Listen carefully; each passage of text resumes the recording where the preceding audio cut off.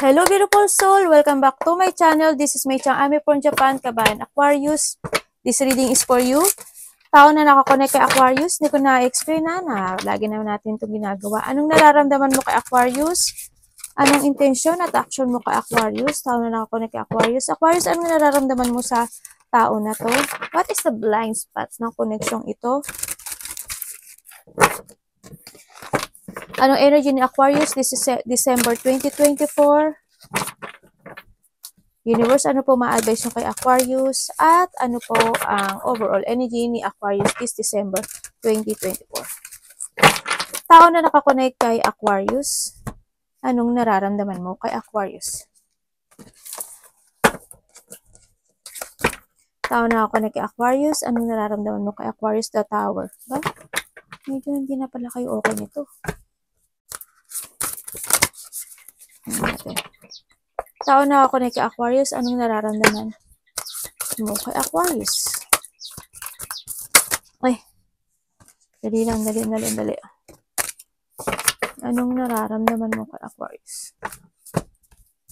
Tao na nakakonect kay Aquarius, anong nararamdaman mo kay Aquarius? The Three of Wands. Okay. Aquarius, anong nararamdaman mo sa tao na to? Ano nararamdaman mo sa tao na to?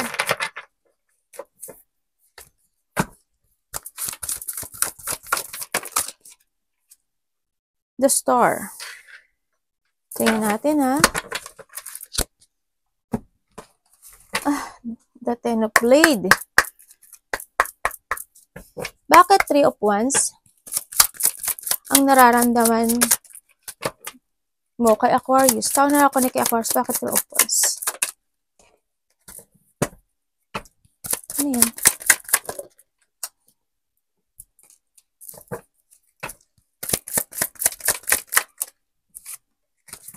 Okay.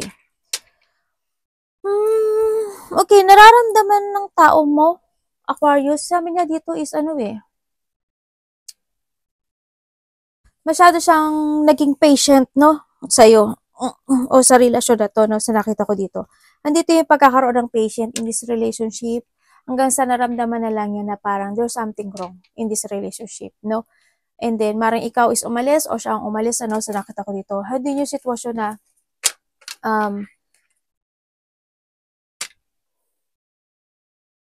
hindi niya kayang tumbasan yung pagmamahal na ibinibigay mo sa kanya. Yun. Kaya mas ikaw ang umalis or vice versa tayo, kaya mas pinili na lang niya na umalis kasi naramdaman niya na parang hindi na rin daw kasi siya masaya.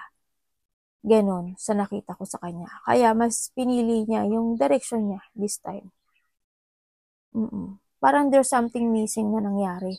Na hindi na niya, nagkakaroon kasi ng mga dissatisfaction o kaya maaaring nagbago na rin yung kanyang mga pananaw sa kinabukasan niya, ganyan. Pero hindi na daw siya naging masaya. Kumbaga, hinanap niya, umalis siya kasi, yun nga, hindi niya kayang ibigay yung katulad ng pagmamahal niya sa'yo. Hindi niya kayang tumbasan yun. No? Tingnan natin, bakit the Star ang nararamdaman mo, Aquarius? Sa tao na to. Ay, hindi ko ba nasabi? We have the fire in Aries. We have the Pisces, Cancer, Scorpio.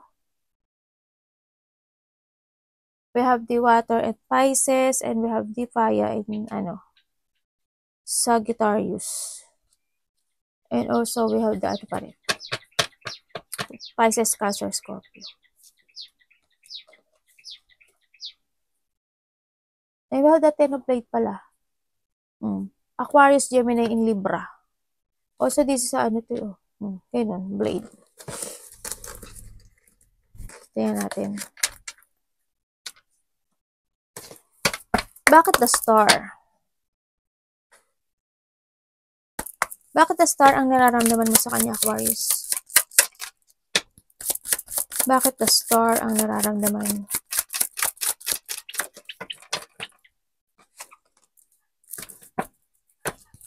Bakit?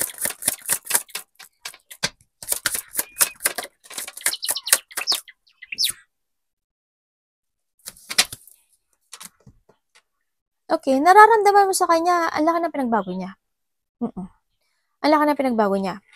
Nararamdaman mo sa kanya is, andun na nga, maybe, ang laki ng pinagbago niya kasi maaaring meron siyang iba, no? Sa nakita ko ito, mas parang may pinili niyang mag-umpisang muli sa sarili niya. Nararamdaman mo rin sa kanya na, yun nga, disconnected na kayo, ganyan, na winidraw mo na siya o winidraw ka na niya, gano'n, sa nakita ko dito. Teka lang. Sorry. Sorry Sabi ko na matching ako eh. Yun ang nararamdaman mo sa kanya. Maaari nagkaroon ng third party, or they starting na siya sa bagong buhay niya. Sa nakita ko ito. And also, maaaring hindi na rin kayo nag-uusap, maaring bilak ka niya o binilak mo siya. Sa nakikita ko dito. Well, nandun yung situation na ang nararamdaman mo sa kanya is, I don't know kung ikaw is parang natatakot ka or siya is natatakot, parang ganun. May takot ako nakikita, hindi ko alam why, sa pakikipag-usap o sa pagdidesisyon ng mga bagay-bagay ang nakikita ko dito. Kaya kaya may nakikita kong medyo takot. Maring isa sa inyo or siya, no, Aquarius, parang binackstab ka niya, no, sa nakita ko dito. Hindi yung mga pagtataksil, no, hindi yung talagang rock bottom. Tingnan natin, anong intention niya sa'yo? Anak. Tao nakakonect kay Aquarius, anong intention mo kay Aquarius? Tao nakakonect kay Aquarius? Anong intention mo kay Aquarius? Queen of Cups.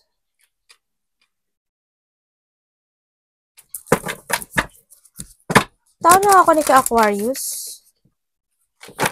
Anong action mo kay Aquarius? Anong action mo kay Aquarius?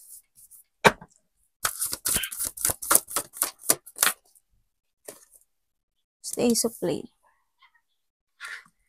Tingnan natin. Six of Coin. Bakit Queen of Cups ang intention mo kay Aquarius? Tao na ako na kay Aquarius. Bakit Queen of Cups ang intention mo kay Aquarius?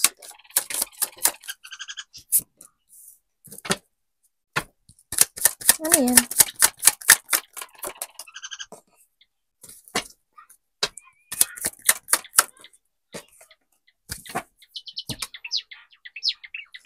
Okay, ang intention niya sa'yo, tandaan nyo, maaari tayong vice versa. Intention niya sa'yo,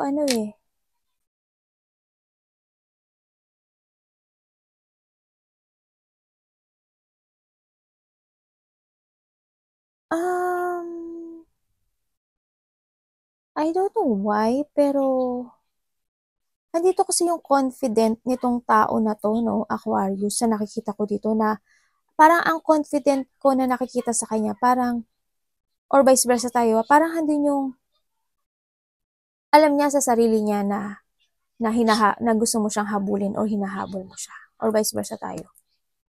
Parang handin pa rin yung situation na ang lakas ng confident niya na yun nga, pag-chase niya sa'yo o chase mo siya. Ganun sa nakita ko dito. Na gusto mo pa rin talaga na makumpleto o mabuo kayo ng pamilya or relationship, no? Sa nakita ko dito. Ganun pa rin yung, kumbaga, yung paghahangad or vice versa tayo sa nakikita ko dito. Parang nandun din sa sitwasyon na parang may hinihintay siya about sa'yo. Kasi may hinihiling siya sa'yo eh. Parang sinasabi niya na sa ibang another explanation. Parang iba dito is parang intention niya sa'yo is parang meron siyang hinihiling sa'yo na isang bagay. Yun yung hinihintay niya. May hinihintay siya sa'yo. Maring pera, tulong, or parang may gusto siyang i-receive sa'yo eh. Ganun na nakikita ko. Yun ang intention niya. Parang may hinihintay siya. Yan. Iba naman dito, yung iba dito, sa nakita ko sa kanya,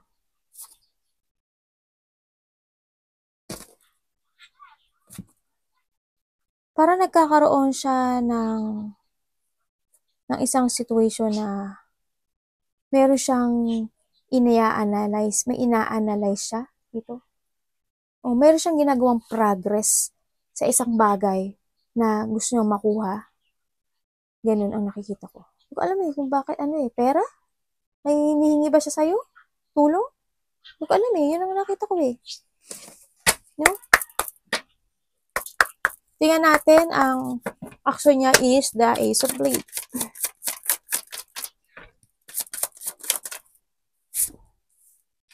Kasi kung titignan ko to, ano lang siya is parang emotional siya dun sa achievement na yun. No? May ganun. Bakit?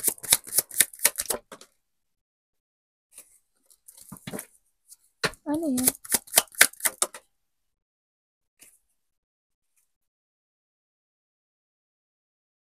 Ang action niya sa'yo, wala. Wala siyang plano. Hindi naman siya sa'yo nagpo-focus. Actually, wala siyang action. Kasi andito siya sa sitwasyon niya na nagkakaroon na siya ng bagong buhay. Ganyan. May new beginning na talaga sa kanya. Nagkakaroon siya ng new journey. Sa nakita ko dito, andito na rin yung parang meron siyang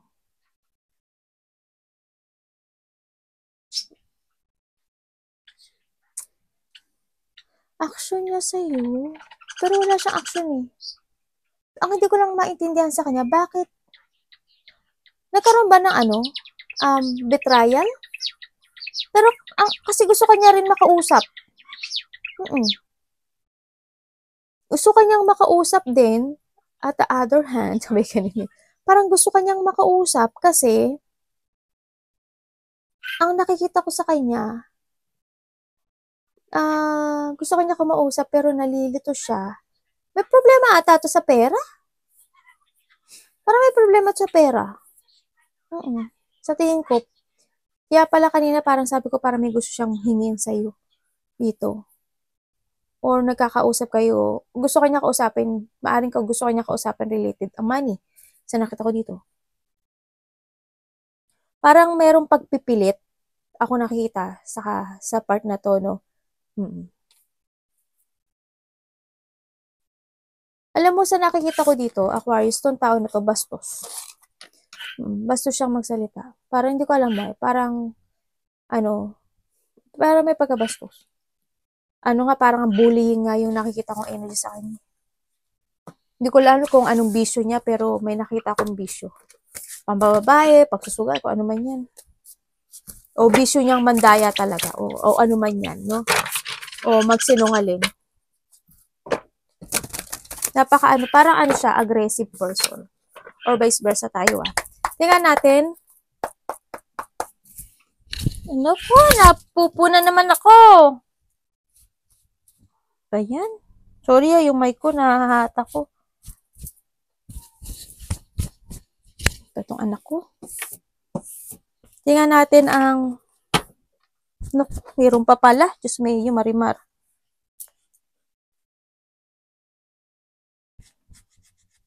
Sorry sinabay ko pa kayo sa ko. Kasi hindi ko mapapakali pag nasa balikat ko siya. Hindi ko na ilagay yung ko yung pang tabing ko. Siya, no? Parang ito yung tao na walang puso. Ito. Kung nila yung maisip niya.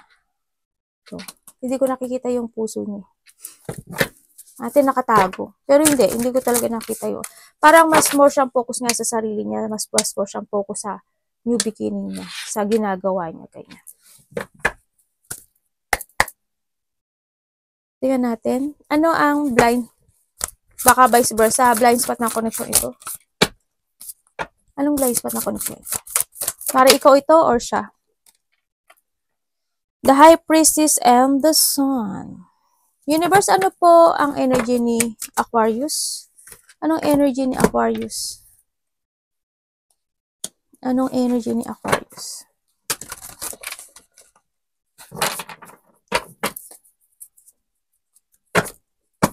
Maaring ikaw ito o hindi ito Energy ni Aquarius.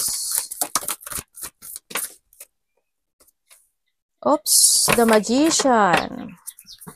Universe. May nakita akong papers and documents. Hindi ko alam kung anong about saan yun. Papers and documents. Ala, nahulog naman.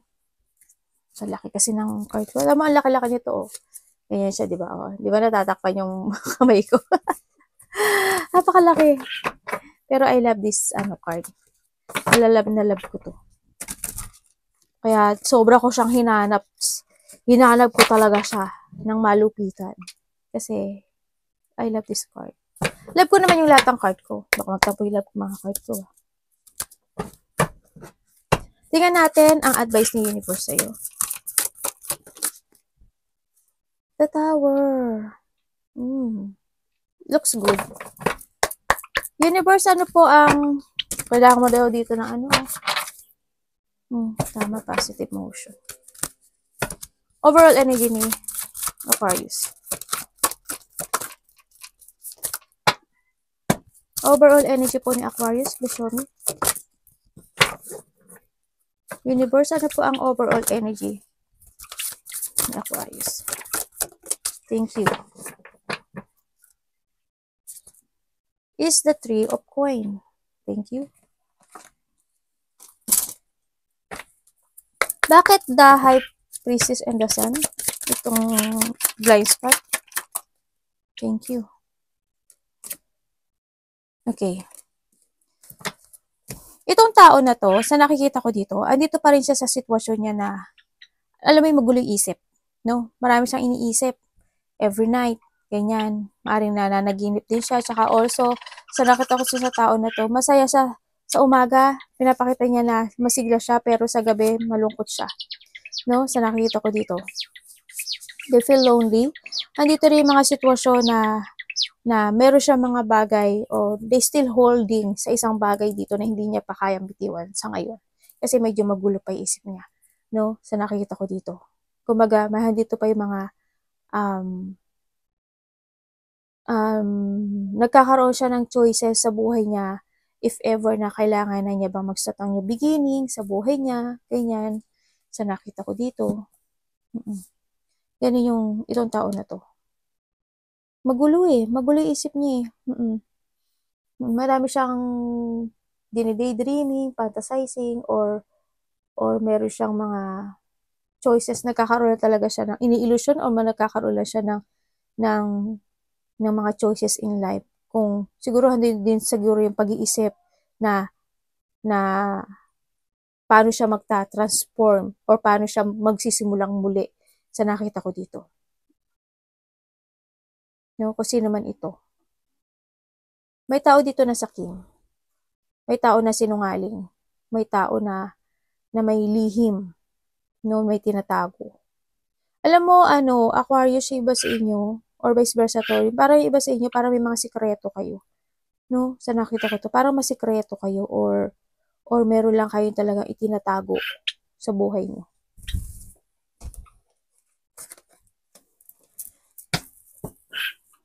Kasi dito ka, parang nahandin yung situation na parang may mga frustration ako nakikita, no? May mga either sa trabaho or saan, itong tao ito, parang mayroong frustration, nagkakaroon ng victim mentality, no, dito.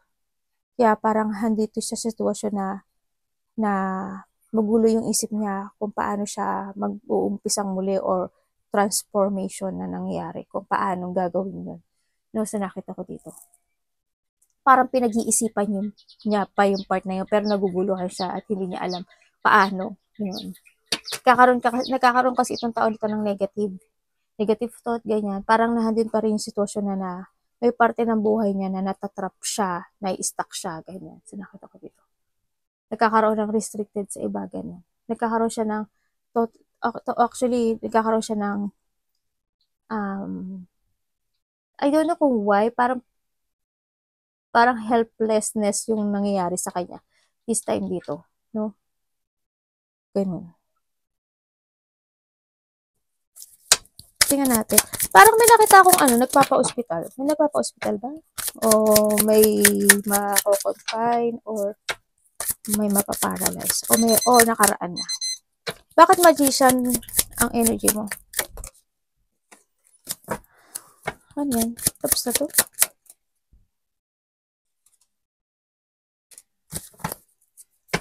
Ano yan?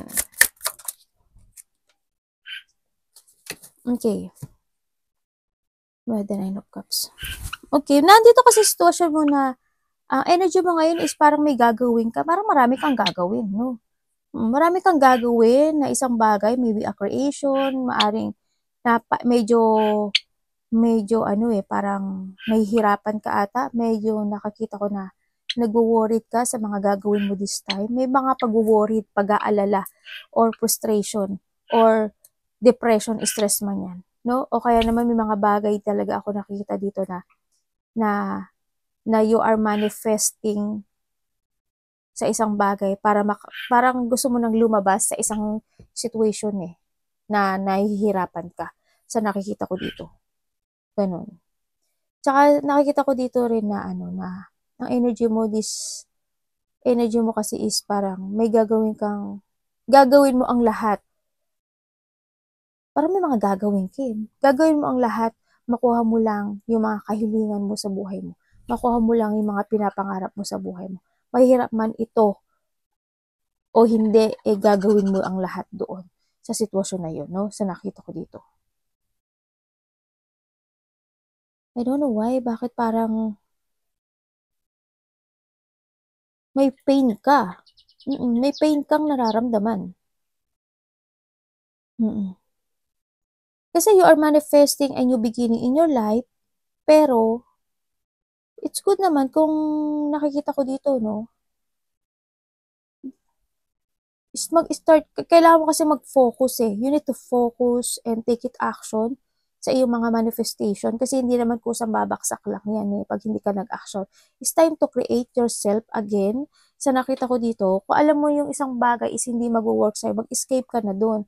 No, you need to getting away with something. To your frustration, stress, anxiety, pag-aalala, mga deep unhappiness, mga nakaraan, kung ikaw is nahahatak pa nito. Start a new beginning in your life. 'Di ba? Wag ka lang sumunod sa agos ng buhay. Kailangan mo rin dito na mag-action. Wag ka lang mag-manifest kasi wala naman talagang biglang babaksak diyan. 'Di ba? Na bunga na hindi mo sinusungkit. 'Di ba? Mag-focus ka ngayon sa mga pangarap mo in the future, 'di ba? Advice is the Tower. Tingnan natin. Universe, bakit po Tower ang advice mo?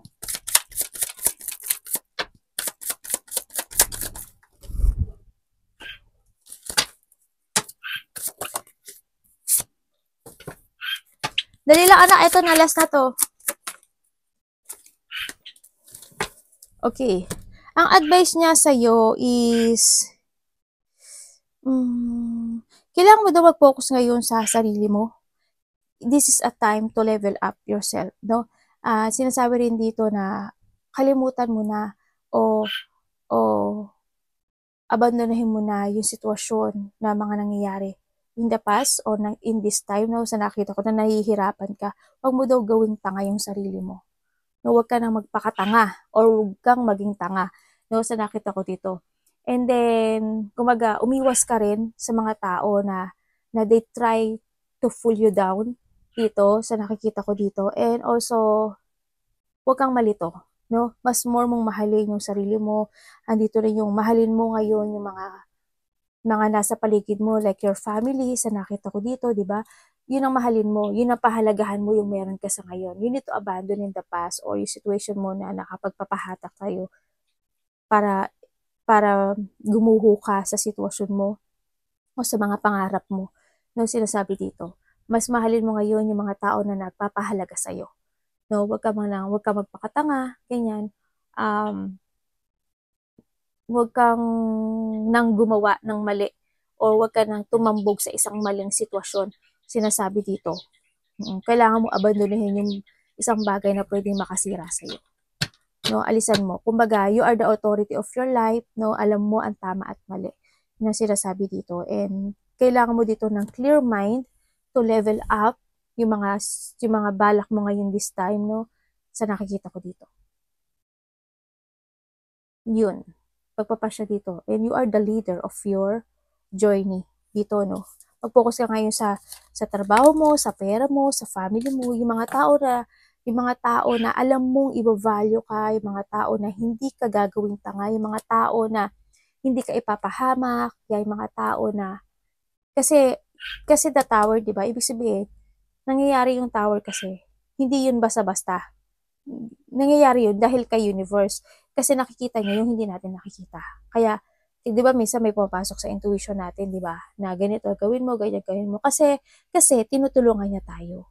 Di ba? You need to trust this intuition mo. Tinutulungan niya tayo sa tamang landas natin. Kaya minsan, is nangyayari yung tower is, minsan ayaw na nating makinig sa intuition natin. Kaya sa na rin mismo, kasi nakikita mo yung, alam mo kasi yung tama at mali eh. Tapos handun ka pa rin. Alam mo yun? Diba? It's wrong na talaga. 3 of coin. Pero ikaw pa rin magdidesisyon sa sarili mo. 3 of coin is overall energy.